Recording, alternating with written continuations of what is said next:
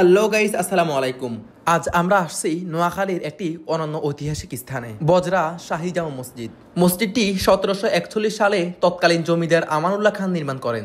দিল্লি শাহী মসজিদের আদলে তৈরি এই মসজিদটি মুঘল স্থাপত্যের এক অসাধারণ নিদর্শন। আর একটা কথা, এই মসজিদে কিভাবে আসবেন এবং কোথা থেকে আসবেন সব বলবো এই ভিডিও শেষে, তো দেখতে থাকুন এই ভিডিওতে। মসজিদের চারপাশে ছোট ছোট মিনার, সুসজ্জিত নকশা আর দেয়ালের রঙিন সিরামিকের মোজাইক চোখকে মুগ্ধ করে। 1911 থেকে 1928 সালের মধ্যে মেরামতের সময় এই মোজাইকগুলো আরো সুন্দরভাবে সাজানো হয়।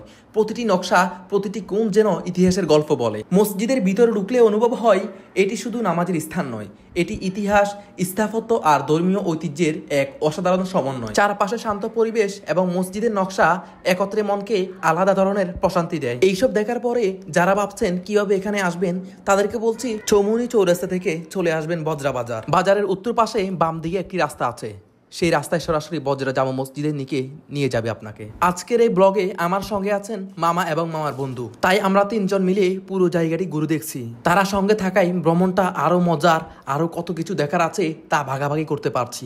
এভাবে পৌঁছালে আপনি নিজেও সহজেই মসজিদের সৌন্দর্য ও ঐতিহ্য উপভোগ করতে পারবেন। ও আর একটা কথা বলতে ভুলে গেছি, এখানে গাড়ি পার্কিং করার জন্য সুন্দর ও নিরাপদ জায়গা আছে, তাই গাড়ি নিয়ে আসলেও কোনো সমস্যা হবে না। আপনাদের কাছে আমার ছোট্ট একটা রিকোয়েস্ট থাকবে, ভিডিওটা ভালো লাগলে লাইক, কমেন্ট এবং শেয়ার করতে ভুলবেন না। পরের ব্লগে আবার দেখা হবে ইনশাআল্লাহ।